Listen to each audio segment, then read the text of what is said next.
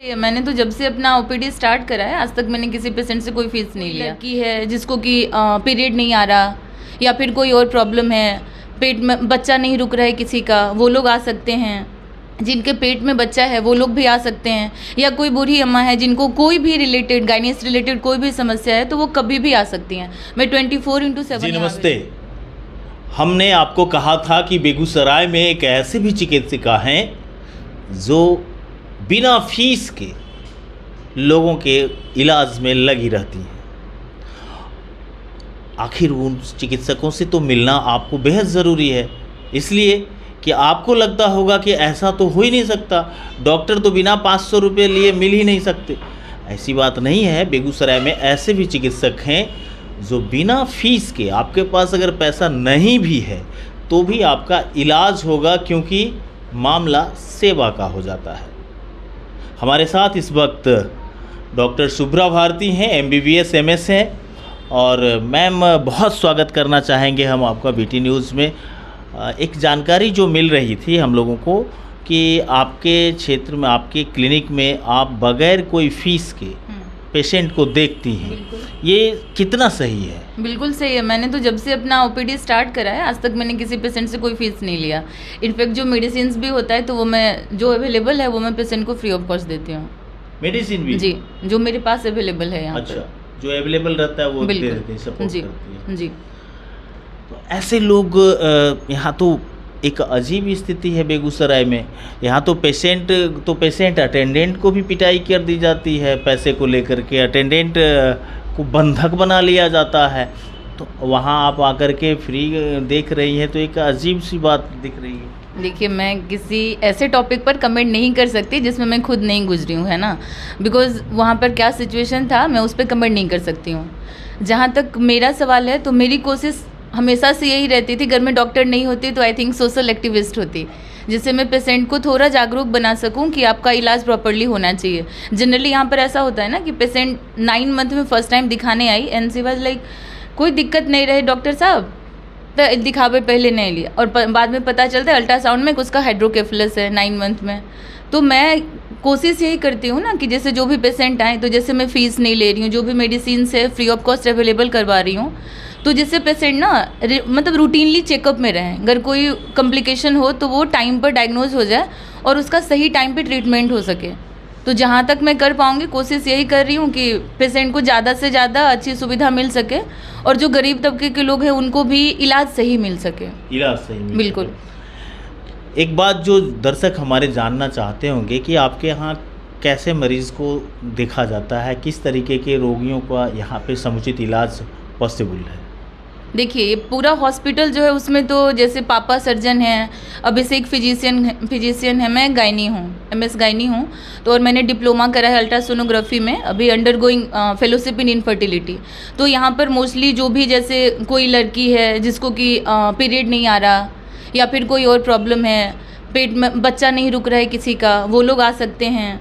जिनके पेट में बच्चा है वो लोग भी आ सकते हैं, या कोई बूढ़ी अम्मा है जिनको कोई भी रिलेटेड गाइनी से रिलेटेड कोई भी समस्या है तो वो कभी भी आ सकती हैं। मैं 24/7 यहाँ अवेलेबल हूँ। 24 जी। एक चीज़ जैसे कि मैम यहाँ पे बहुत लोग सोचते हैं कि आयुष्मान कार्ड से हमारा इलाज हो जी, तो इस तरीके की कोई व्यवस्था आपके नहीं, यहाँ? वो भी हमारा अंडर प्रोसेसिंग है, अभी आयुष्मान प्रॉपरली स्टार्ट नहीं हुआ, वो अंडर प्रोसेसिंग है। पापा भी हैं सर्जन और गायनी, सब लोग एक साथ हो जाएंगे ना, तो आई थिंक ज़्यादा बेटर ट्रीटमेंट हम लोग कर पाएंगे पेशेंट का, तो वो भी अंडर गोइंग है। एक टीवी पर आजकल बहुत प्रचार आ रहा है IVF के बारे में। जी, वो क्या है, थोड़ा सा दर्शक को बताएं। देखिए, IVF क्या है ना कि जैसे कोई महिला है जिसकी शादी को 1 साल हो गया और एज लेस देन 35 है, तो और वो कंसीव नहीं कर पा रही, उनको बेबी नहीं हो रहा, तो उसमें क्या होता है, और जो मोर देन 35 ईयर्स हैं तो उसमें 6 मंथ हम लोग लेकर के चलते हैं कि अगर बच्चा नहीं हुआ है 6 मंथ रेगुलर साथ रहने के बाद भी, तो फिर हम लोग को वर्कअप करना होता है कि बेबी क्यों नहीं हो रहा।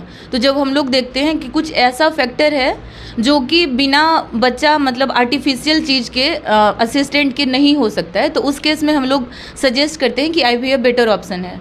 अदरवाइज IUI जो कहते हैं तो वो भी IVF का ही एक स्टेप है सॉर्ट ऑफ, और बाकी तो मोस्टली पेशेंट नॉर्मली कंसीव कर लेते हैं, थोड़े बहुत एड ऑन के बाद हार्मोनल इम्बैलेंस है या ऐसा कुछ है तो वो लोग ऐसे ही कंसीव कर लेते हैं। आपके यहाँ आईवीएफ जैसी कोई सुविधा नहीं, अभी आईवीएफ तो प्रॉपरली हमारे यहाँ नहीं हो रहा। नहीं? लेकिन इनफर्टिलिटी जो है, अभी मैं फेलोशिप कर रही हूँ उसमें, तो इनफर्टिलिटी का IUI तक पॉसिबल है। आईवीएफ प्रॉपर जो होता है जैसे ICSI है या वो सब हम लोग TC है, वो सब अभी हम लोग नहीं कर रहे हैं। हाँ, प्रॉपर वर्कअप नहीं है उसका, यहाँ पर वर्क स्टेशन नहीं है हमारे पास। जो महिलाएं गर्भवती हैं जी, और प्रेग्नेंट हैं, और उन्हें किन किन बातों का ख्याल रखना चाहिए घरों में? जी, पहला तो उनको जो खाना पीना है वो अच्छे से खाना चाहिए, पानी ज़्यादा पीना चाहिए, और प्रॉपरली जब से उनको पता चला कि उनके पेट में बच्चा है तभी से उनको डॉक्टर के ट्रीटमेंट में रहना चाहिए, क्योंकि बच्चे का जो सारा होता है ना, सर से लेके पाँव तक, वो पहले 3 महीने में ही बनता है। और पेशेंट को नॉर्मली यही टाइम पीरियड है जिसमें वो मोस्टली इग्नोर करते हैं इस चीज़ को, तो वो लोग डॉक्टर के पास नहीं आते कि कोई दिक्कत नहीं है तो डॉक्टर से क्यों मिलना है। तो वो सबसे क्रिटिकल टाइम होता है, और वो लोग इधर उधर किसी से दिखा करके कुछ भी मेडिसिन खा लेते हैं, जिससे कि बच्चा एडवर्सली अफेक्टेड होता है। तो मैं यही कहूँगी कि खाने पीने पर ध्यान दो और डॉक्टर के टचअप में रहो। लाइक जो भी है, आपको शुरू से अंडर ट्रीटमेंट रहना है, डॉक्टर जो कहें उनको फॉलो करना है। कुछ भी दिक्कत आया, जैसे बच्चा कम चल रहा है, नीचे से खून पानी कुछ जाने लगा, पेट दर्द, सर दर्द या आँख के आगे धुंधला दिखना, तो तुरंत किसी डॉक्टर से मिलना है, दिखाना है। उसके बाद जो भी है उसको फॉलो करना है। जी। एक बात जो चर्चा आम हो गई है बेगूसराय में कि आपके यहाँ एक गरीब महिला पेशेंट आई थी और उसको ब्लड भी आपके यहाँ के कर्मी के ने दिया, और रात में जब बेगूसराय का सारा चीज़ सोच गया होगा, उस वक्त यहाँ से चिकित्सक स्वयं यहाँ से गए और उस गरीब महिला के लिए ब्लड की व्यवस्था किए। ये इसकी क्या कहानी है? देखिए, वो यही हुआ था कि लगभग 1-1:30 बजे वो महिला आई और हम लोगों को फ़ोन आया कि बहुत ज़्यादा ब्लीड कर रही है, जल्दी आइए। तो हम लोग आए तो उसका BP लगभग कह सकते हो अनडिटेक्टेबल था। उसका BP 60/30 था ऑलमोस्ट, पल्स रेट 126 था, और पेशेंट एकदम लाइक बेहोश थी। तो फिर हम लोगों ने उसको देखा तो बहुत ब्लीड कर रही थी। तो फिर एग्जामिन करने पे पता चला कि मैनुअल हम लोग जितना उसको कर सकते थे वो करा, लेकिन उस समय हम लोगों को ब्लड की ज़रूरत थी, पेशेंट का जान बचाना था। तो मेरे हस्बैंड खुद ही गए, ब्लड बैंक गए। हम लोगों ने बहुत कोशिश करी कि कैसे भी ब्लड अवेलेबल हो जाए। तो बहुत जगहों पे तो ब्लड था ही नहीं जिस ग्रुप का हमें चाहिए था। एक जगह पर था तो वहाँ पर थोड़ा हुआ कि नहीं, स्पेसिफिक ब्लड ग्रुप ही चाहिए तभी हम लोग डोनेट कर पाएंगे आपको जो ब्लड चाहिए, अदरवाइज़ मतलब हम लोग नहीं करेंगे। फिर आप लोगों की हेल्प से और फिर हमारे स्टाफ ने ब्लड दिया, तो जिसकी वजह से पेशेंट की जान बची और पेशेंट बहुत हैप्पी और हेल्दी होकर डिस्चार्ज हुई है।